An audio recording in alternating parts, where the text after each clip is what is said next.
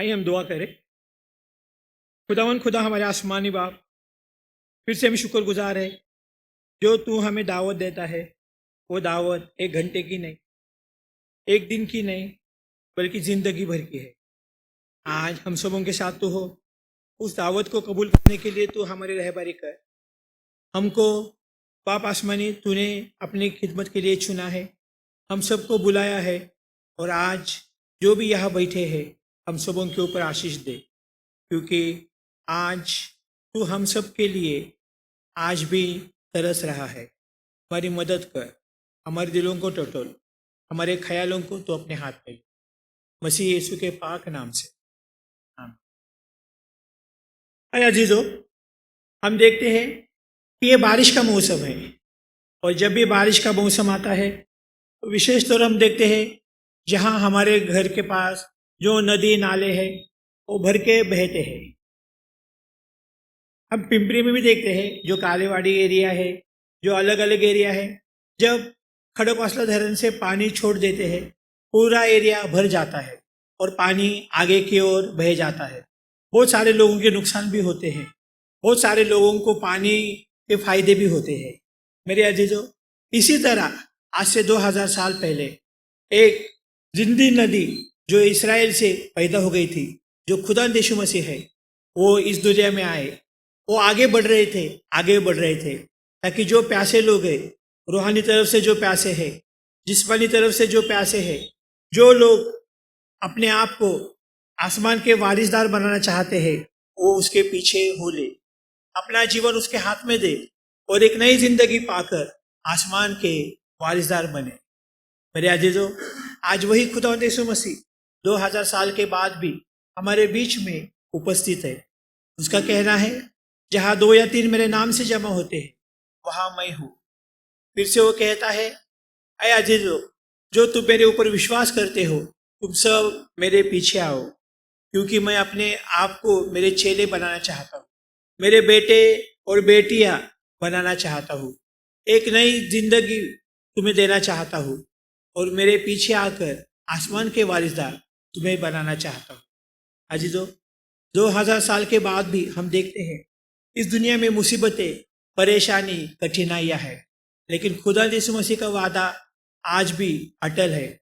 जो उसके पीछे जाता है वो कभी नाश नहीं होता, जो उसके पीछे जाता है वो कभी हलाक नहीं होता, बल्कि हमेशा की जिंदगी पाता है। आज का वचन जो मेरे और आपके नसीहत के लिए पढ़ा गया, लूका की इंजील उसका 9वां बाब और 57 से लेकर आखिर तक, जो खुदा यीशु मसीह 3 लोगों को बुला रहा है कि मेरे पीछे हो ले, क्योंकि खुदा यीशु मसीह हर एक को बुलाता है, क्योंकि उसके पीछे, उसके हाथ, उसके पास बहुत सारी खिदमतें हैं जो इस दुनिया में वो हमारे द्वारा करना चाहता है, लेकिन वो किसी के ऊपर ज़बरदस्ती नहीं करता। वो हर एक इंसान को ज़रूर बुलाता है, हर एक इंसान के पीछे वो चलता है और कहता है कि मेरे पीछे तू हो ले। लेकिन सवाल उसका है, लेकिन जवाब आपका और मेरा है। आज ये आइए थोड़े से वक्त के लिए हम इसी विध के ऊपर गौर करेंगे और अपना जवाब खुदा यीशु मसीह को देंगे कि आज मैं क्या करना चाहता हूँ। क्या सचमुच मैं तेरे पीछे आना चाहता हूँ? क्या सचमुच मैं अपनी ज़िंदगी तेरे हाथ में देना चाहता हूँ? क्या सचमुच तेरे बुलावट को कबूल करने के लायक मैं हूँ? आइए इसके ऊपर हम गौर करेंगे। तो पहला इंसान है, हम देखते हैं 57 और 58 2 आयत है। जब वे मार्ग में चले जा रहे थे तो किसी ने उसे कहा, जहाँ जहाँ तू जाएगा मैं तेरे पीछे हो लूंगा। यीशु ने उसे कहा, लोमड़ियों के भट्ट और आकाश के पक्षियों के बसेरे होते हैं, पर मनुष्य के पुत्र को सिर धरने की भी जगह नहीं है। अजीजों, ये है पहला इंसान जो खुदा यीशु मसीह के पीछे आना चाहता है। जैसा मैंने कहा, जब भी खुदा यीशु मसीह इस दुनिया में थे, बहुत सारे लोग उनके पीछे आते थे। कोई चंगाई के लिए आता था, कोई आशीषों के लिए आता था, कोई अनेक मुसीबतें, परेशानी, कठिनाई में जो थे वो खुदा यीशु मसीह के पीछे आते थे, ताकि खुदा यीशु मसीह उनको आशीष दे। खुदा यीशु मसीह उन मुसीबतों से, उन परेशानियों से उनको मुक्त करे। और ऐसे ही एक वक्त एक आदमी खुदावंत यीशु मसीह के पीछे आता है, और वो जब खुदा यीशु मसीह को देखता है, उसके उपस्थिति में वो अपने आप को भूल जाता है, और तुरंत वो कहता है, जहां जहां तू जाएगा मैं तेरे पीछे हो लूंगा। यीशु मसीह उसके पास देखते हैं, क्योंकि खुदावंत यीशु मसीह पहचानते हैं और मुसीबतें, परेशानी और कठिनाई से परेशान है, और वो इमीडिएटली अपने आप को मेरे हाथ में देना चाहता है। और इसीलिए खुदावंत यीशु मसीह उसके पास देख के उसको कहते हैं कि तू किसके पास आना चाहता है, जिसके पास कुछ भी नहीं है। देख, लोमड़ियों के घर इस दुनिया में है, आकाश के पक्षियों के घोंसले इस दुनिया में है, लेकिन मनुष्य के पुत्र को अपने सिर टिकाने के लिए भी जगह नहीं है। जिसके पीछे तू आना चाहता है, उसके पीछे आने के बाद तुझे कुछ भी नहीं मिलने वाला है। तू आज मेरे जब पीछे आना चाहता है, तो क्या सचमुच मेरे पीछे आना चाहता है? क्योंकि खुदावंत यीशु मसीह ने उसके आंख में झोंक के देखा, और उन्होंने पहचाना कि अगर मैं उसकी जो परेशानी है, मुसीबतें हैं, दूर करूं तो मेरे पास रहेगा। अगर मैं उसकी परेशानियों को दूर न कर सकूं तो मुझे छोड़ के जाएगा। क्योंकि ये आदमी का निर्णय एक क्षणिक है, जो अपने फायदे के लिए मेरे पास आना चाहता है। और इसलिए खुदावंत यीशु मसीह उसको समझा रहे हैं कि अगर खुदावंत यीशु मसीह के पीछे आना है तो अपने खुद ही का इनकार करना है, अपने आप को खुदावंत यीशु मसीह को हाथ में देना चाहता है, और हर वक्त उसके पीछे चलना है। हम देखते हैं खुदावंत यीशु मसीह जब झील के पास से जा रहे थे, तो पतरस और आंद्रियास उसको मिले। वो अपने बोट के ऊपर मछली पकड़ रहे थे, और खुदावंत यीशु मसीह ने उनको क्या कहा कि मेरे पीछे हो ले। उन्होंने तुरंत अपना जाल, जो उनके निजी जिंदगी का साधन था, जो मछली पकड़ने के लिए इस्तेमाल करते थे, उसको छोड़ दिया, उस दाव को छोड़ दिया। उन्होंने खुदावंत यीशु मसीह को ये नहीं पूछा मैं कहाँ रहूंगा, मैं क्या खाऊंगा, मैं क्या पीऊंगा, और मेरा आगे क्या होगा। उन्होंने अपने खानदानों का विचार नहीं किया, उन्होंने उसके बारे में सोचा नहीं, लेकिन तुरंत अपने आप को खुदावंत यीशु मसीह के हाथ में दिया।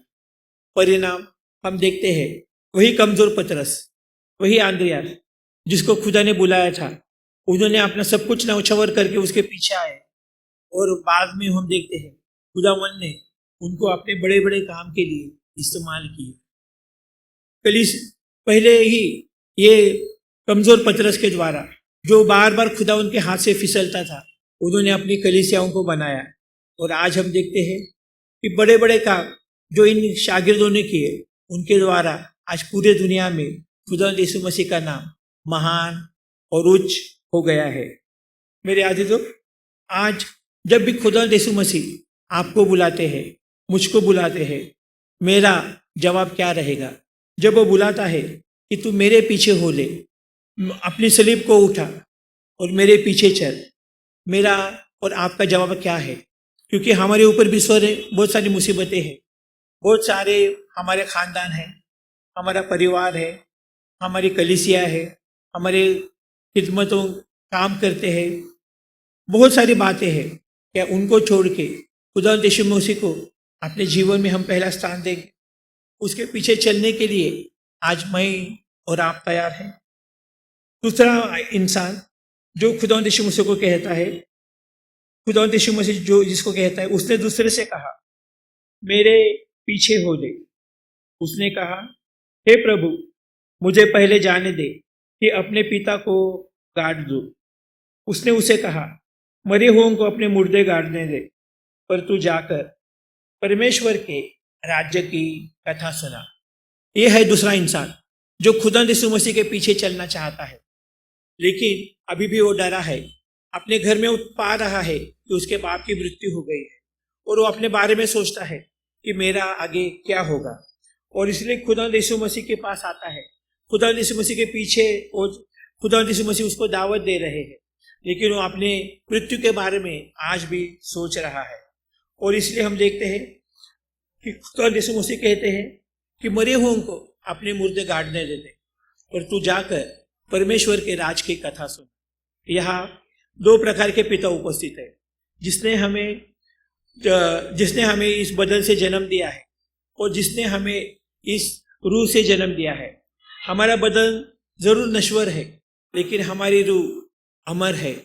और इसलिए खुदा यीशु मसीह इस इंसान को कहते हैं, इस दुनिया में ये तेरे पिताजी तो शरीर से मर गए हैं, लेकिन इस दुनिया में बहुत सारे लोग हैं जो आत्मा से मरे हैं, जिन्होंने आज तक खुदावन को देखा नहीं, जिन्होंने आज तक खुदावन को पहचाना नहीं, जिन्होंने अपने आत्मिक जीवन के बारे में सोचा नहीं। तू जा और उनके बीच में तू परमेश्वर की कथा सुना और आत्मिक रीति से उनको पुनर्जीवन कर, उनको एक नया जन्म दे और सही मानों से उनको फिर से जिंदा कर। मेरे अजीजों, ये आदमी भी निराश होता है क्योंकि वो सोचता है कि मृत्यु ही सब कुछ है, मृत्यु के बारे में जीवन नहीं है। लेकिन खुदावंद यीशु मसीह उसको समझाते हैं कि मृत्यु के बाद एक नया जीवन है जो खुदावंद यीशु मसीह ही दे सकता है। और इसलिए उसको आज्ञा देते हैं कि तू जा और परमेश्वर के राज की कथा सुना। हम देखते हैं स्टेफनस की जिंदगी। स्टेफनस ये कोई बड़ा पास्टर नहीं था, कोई इवेंजलिस्ट नहीं था, बल्कि वो खुदा की खिदमतों में जुटा था, खाना बटोरने का काम करता था और जब भी वक्त मिलता था लोगों को खुदा की गवाही देता था। जब उसको दोषी ठहराया और लोग पत्थरवाह कर उसको करने गए तो उसने क्या कहा कि मैं आसमान को दो हिस्सों में फटा हुआ देख रहा हूँ, भागों में देख रहा हूँ, और खुदावन परमेश्वर को देखकर परमेश्वर को मैं देख रहा हूँ और परमेश्वर यही कह रहा है, ये मेरा परम प्रिय पुत्र है जिससे मैं अत्यंत संतुष्ट हूँ। इसलिए वो मरने के लिए भी डर नहीं रहा था, लेकिन उनके लिए माफी मांग रहा था, उनके लिए दुआ कर रहा था। अजीजों, मेरे और आपके जीवन में भी बहुत सारे बातें आती है, बहुत सारे वक्त हमें मुसीबतें, परेशानी, कठिनाइयों का सामना करना पड़ता है और उस वक्त हम परमेश्वर के पास जाते हैं, अपनी इच्छा आकांक्षा उसके सामने पेश करते हैं, उसको कहते हैं कि तू मेरे लिए ये कर, मेरे लिए वो कर, मेरे लिए इस प्रकार से तू जीवन में मुझे तू बना। लेकिन परमेश्वर की इच्छा मेरी इच्छा से अलग है। वो निर्माण करता है, वो जिम्मेदारी देता है, वही उस जिम्मेदारी को पूरी करने के लिए हमारी रहबरी करता है और फिर से हमें भेजता है कि तू जा, मेरे लोगों के बीच में जा, उनको एक नया जीवन बता और मेरे पीछे उनको तू लेके आ। पहला आदमी जो क्षणिक नशे में था, जो खुदा यीशु मसीह के पीछे आना चाहता था, लेकिन अपनी कंडीशन खुदावन के सामने वो रख रहा था। दूसरा आदमी जो खुदावन यीशु मसीह जिसको बुलाते हैं, वो मृत्यु के डर से आना चाहता था। और हम देखते हैं जब भी हम खुदावन यीशु मसीह के पीछे आते हैं, उसके सामने हम कंडीशन रखते हैं, वो खुदावन यीशु मसीह उसको कभी भी कबूल नहीं करता, क्योंकि उसके इरादे मेरे और आपके लिए अलग है, उसकी योजनाएं मेरे और आपके लिए अलग है। वो कुम्हार के जैसा हमें लेता है, मिट्टी के जैसा अपने हाथ में लेता है, नए नए आकार हमें देता है और फिर इस दुनिया में भेजता है ताकि उसके तार्किस्तान में हम अलग अलग प्रकार के फल ला सके। आज हम देखते हैं कि बहुत सारे लोग हैं, हर एक को अलग अलग वरदान उसने दिए है। कोई गीत गाता है, कोई कलाम के द्वारा बातें करता है, कोई गवाही के द्वारा लोगों को खुदावंद यीशु मसीह की बातें बताता है। और इस तरह से वो खुदावंद यीशु मसीह हम सबों को अपने तार्किस्तान में लेके आता है ताकि एक ही गल्ला और एक ही गल्लेबार हो सके। मेरे अजीजों, आज हम देखते हैं पहला क्षणिक नशे में था, दूसरा मृत्यु के डर से खुदावंद यीशु मसीह को के पीछे आना चाहता था। और इसीलिए खुदावंद यीशु मसीह एक और आदमी के पास जाते हैं जो कहता है, हे प्रभु, मैं तेरे पीछे हो लूंगा, पर मुझे पहले जाने दे कि अपने घर के लोगों से विदा ले आओ। यीशु ने उसे कहा, जो कोई अपना हाथ हल पर रखकर पीछे देखता है वो परमेश्वर के राज्य के योग्य नहीं। अजीजों, 5 मरतबा खुदावंद यीशु मसीह हम सबों को बुलाते हैं अपनी खिदमतों को अंजाम देने के लिए और अलग अलग जगह भेजना चाहते हैं, अलग अलग प्रकार की जिम्मेदारियां देते हैं ताकि उसके पाकिस्तान में हम खिदमत कर सकें। हम देखते हैं ये तीसरा आदमी जिसको खुदा यीशु मसीह बुलाता है, जो जिसको कहता है कि तू मेरे पीछे हो, लेकिन अभी भी वो अपने पारिवारिक जिम्मेदारियों में अटका हुआ है। वो कहता है कि पहले मुझे जाने दे कि मैं अपने घर के लोगों से विदा हो जाऊं। और खुदा यीशु मसीह कहते हैं जो कोई अपना हाथ हल पर रखकर पीछे देखता है वो परमेश्वर के योग्य नहीं। आज हम देखते हैं कभी कभी हमारी जिंदगी में भी वो बातें आते हैं कि खुदा यीशु हमें बुलाता है, हमें अलग अलग जगह भेजना चाहता है, लेकिन हमारा परिवार हमारे बीच में आता है हमारे और हम खुदा यीशु मसीह को कहते हैं कि तू मुझे इधर भेजने के बजाय उधर भेज।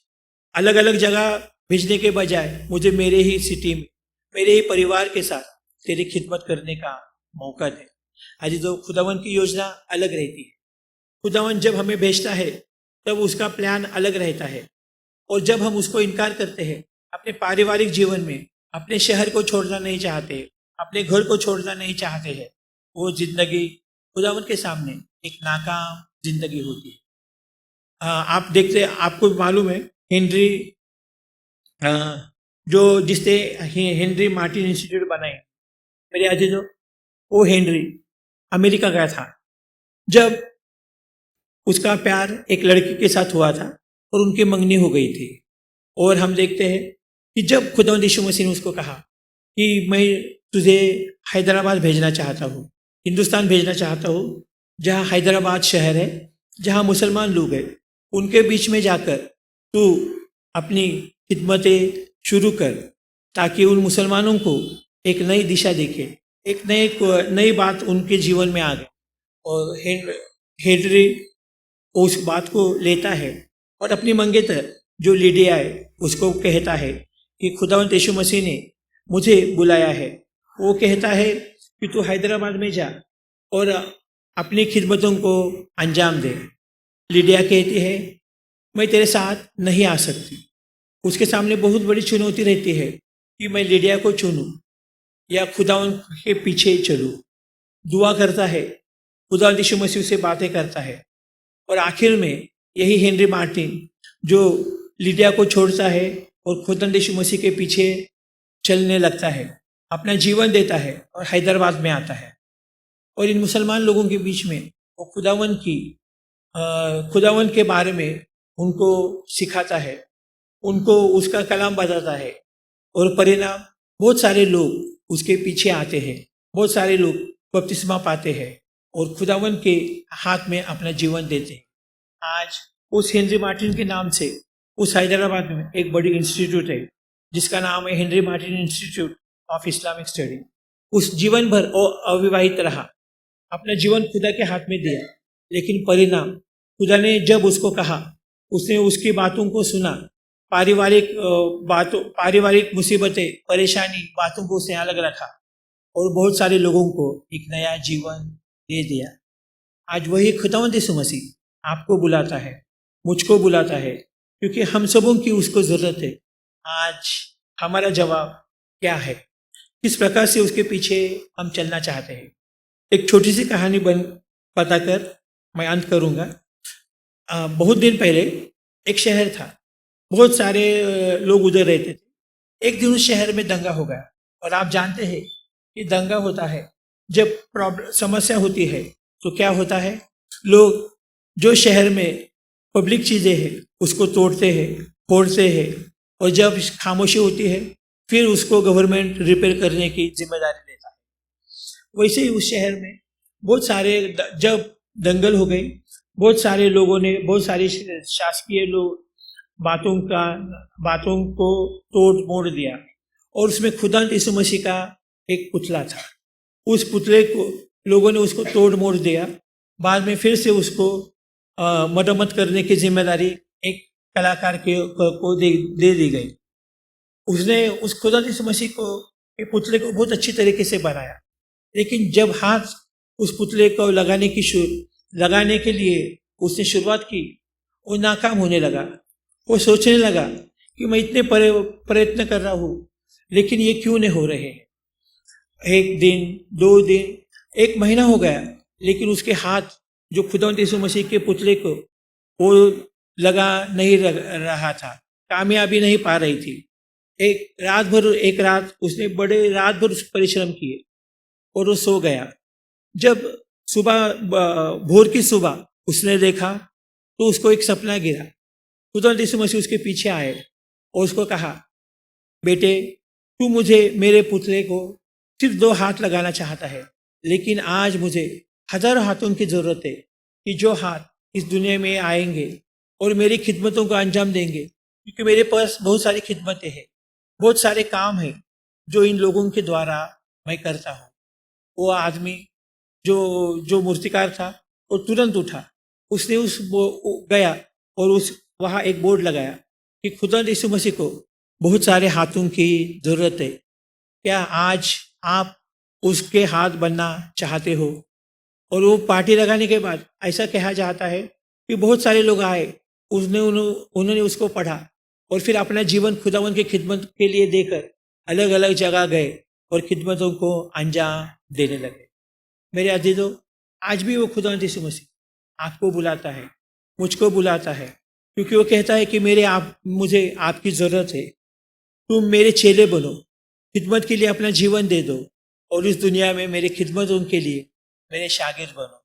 आज आपका और मेरा जवाब क्या है? इस प्रकार से आपका जीवन उसके हाथ में लेना चाहता है। पहला इंसान जो क्षणिक नशे में था, दूसरा मृत्यु के डर से जो डरा हुआ था, तीसरा इंसान जिसको खुदावंद यीशु मसीह बुला रहे थे वो आज भी अपने पारिवारिक जीवन में मशगूल था, वो उनको विदा करना नहीं चाहता था, और चौथा इंसान जो आप है, क्या इन तीनों को छोड़कर ऐसे गुण मेरे और आपके बीच में है, ताकि जब खुदावंद यीशु मसीह आपको दावत दे रहा है, बुला रहा है, हम तुरंत अपना जीवन उसके हाथ में दे रहे हैं। आइए आखिर में हम एक कोरस गाएंगे, यीशु के पीछे मैं चलने लगा, ना लौटूंगा ना लौटूंगा, और अपना जीवन उसके हाथ में देने की कोशिश करें।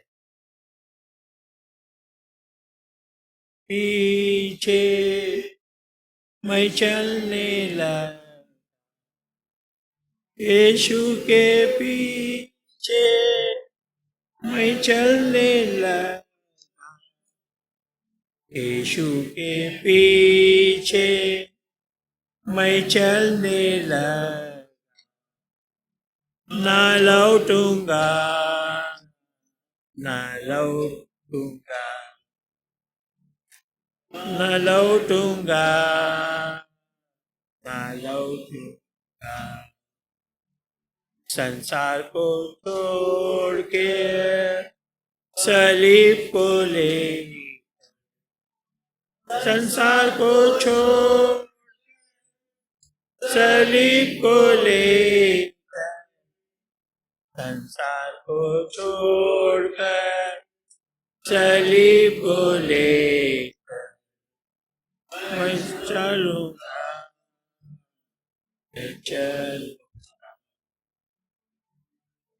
चलूंगा मैं चलूंगा। खुदा हमारे आसमानी बाप, हम शुक्र करते आज के दिन के लिए, इस वक्त के लिए और तेरी बुलावट के लिए। आज फिर से हम अपने आप को तेरे हाथ में देते हैं, तेरी मर्जी के मुताबिक हमें तोड़ मोड़ और अपनी खिदमत के लिए इस्तेमाल कर, मसीह यीशु के पाक नाम से, आमीन।